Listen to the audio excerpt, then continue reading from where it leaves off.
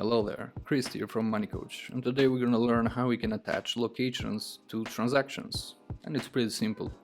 To do that, we added a new button in the new transaction screen, as you can see near the repeating icon. Tap it and a new model will appear. Here you can search for any specific location, and once you find it, you can just tap on it to select it.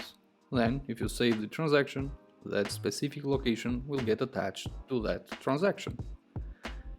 If you open the transaction details, you will see that beautifully portrayed over there. And you can tap again to edit or change it, or tap the red icon to just completely remove it. You don't have to save it, it's all done automatically. And that's about it. Of course, we plan to expand this new locations feature more with cool insights and reports, but until then, enjoy it. As always, thanks for watching, subscribe to our channel and leave a like, it's cool. Thanks.